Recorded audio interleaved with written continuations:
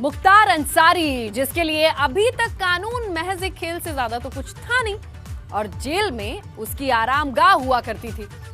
लेकिन पंजाब को अगर रोपड़ जेल से लाकर अगर उसे बांदा जेल में कैद किया गया है तो अपनी पहली पेशी में वो कोर्ट के सामने आया तो गिड़गिड़ाने लगा। अपनी मेडिकल कंडीशन का हवाला देकर सुविधाओं की भीख मांगने लगा, क्योंकि ये पहली बार है जब माफिया मुख्तार को कानून और जेल का सही मतलब समझ आ रहा है।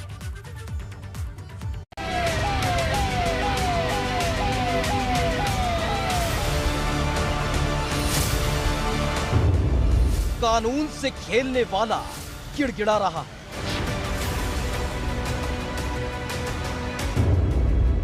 कानून को खेल समझने वाला घुटनों पर।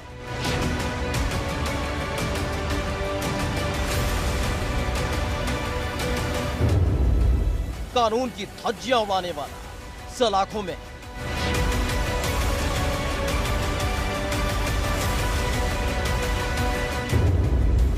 दहशतगर्द मुख्तार को समझ आ रहा कानून क्या है।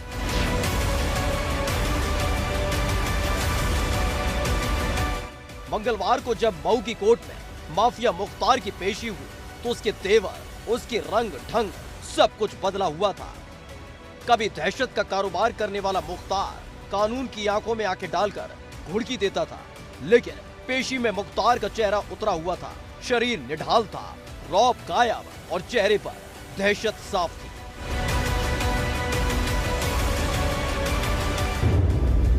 बिस्तर, कूलर, तकिए के लिए तड़प रहा मुख्तार।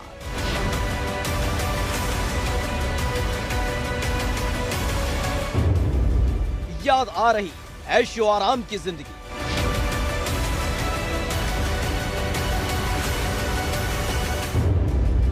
मुख्तार को समझ आ रहा है कि जेल क्या है।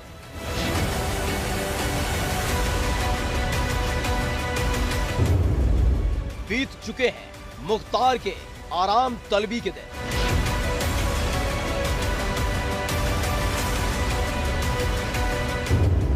बाहुबली विधायक मुख्तार अंसारी की गैंगस्टर एक्ट के तहत दर्ज मामले में बांदा जेल से वीडियो कॉन्फ्रेंसिंग के जरिए बांदा की सीजीएम कोर्ट में पेशी हुई।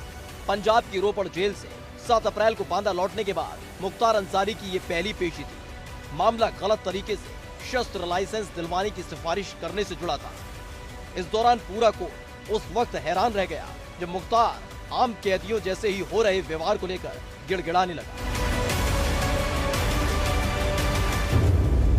गैंगस्टर के मामले में मुख्तार की हुई पेशी।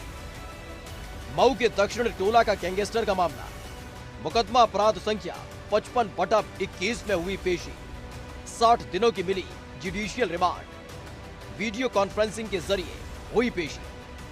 पेशी के दौरान मुख्तार के वकील ने भी कोर्ट से मुख्तार की सुविधाएं बढ़ाने की मांग की। मुख्तार अंसारी ने आरोप लगाया कि उसे जेल मैनुअल के हिसाब से व्यवस्थाएं उपलब्ध नहीं कराई जा रही हैं। कहा कि पंजाब में चिकित्सीय परीक्षण के बाद डॉक्टर ने हार्ड बेड पर सोने और तकिया लगाने की सलाह दी है। इसके अलावा फिजियोथेरेपी भी कराने की सलाह दी थी, लेकिन ऐसा नहीं किया जा रहा है।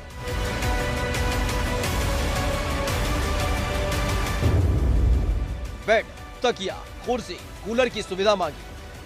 फिजियोथेरेपिस्ट की भी मुख्तार ने की मांग। जेल मैनुअल का मुख्तार ने दिया हवाला।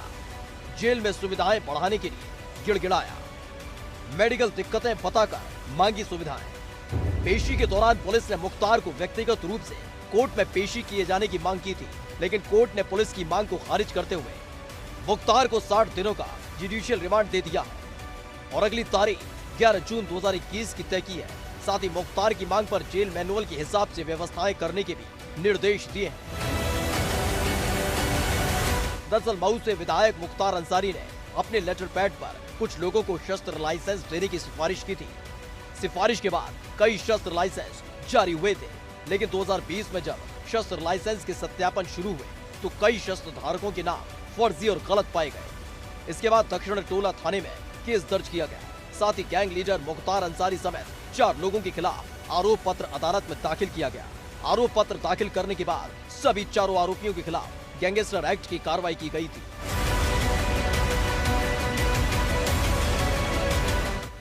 यही वो मामला है जिसकी कोर्ट ने बीते 1 अप्रैल को सुनवाई की थी। और अभियोजन पक्ष के तर्कों को सुनने के बाद विशेष जज गैंगस्टर एक्ट ने मुख्तार को पंजाब की रोपड़ जेल से 13 अप्रैल को वारंट बी के तहत तलब किया था, जिसके बाद यूपी सरकार सुप्रीम कोर्ट के आदेश पर मुख्तार अंसारी को यूपी लाने में कामयाब हुई। पंजाब की रोपड़ जेल से वापस आने के बाद से मुख्तार को बांदा की जेल में रखा गया, जहां वो तन्हाई बैरक में बंद है। तन्हाई बैरक है, बैरक नंबर 16। बैरक में जमीन पर सोता है माफिया, न तकिया न मखमली बिस्तर, खाने के लिए भी करनी होती है मशक्कत, रोटी और दाल के भरोसे कट रही जिंदगी। मुख्तार सालों जेल में बंद रहा, लेकिन ये पहली बार है कि मुख्तार को सुख सुविधाओं से दूर तन्हाई बैरक में एक आम कैदी की तरह जिंदगी बितानी पड़ रही है, क्योंकि अभी तक मुख्तार अपने रसूख के दम पर जेल के अंदर हर उस सुविधा का फायदा उठाता था जो एक 5 स्टार होटल में मिलती है। लेकिन इस बार हालात बदले हुए हैं, इसलिए मुख्तार की हालत भी बदली हुई है। जेल के अंदर से कभी रौबदार पेशी पर निकलने वाला मुख्तार अब रो रहा है, पेशी पर गिड़गिड़ा रहा है, जिससे पता चलता है कि मुख्तार को धीरे धीरे समझ आने लगा है कि कानून क्या है।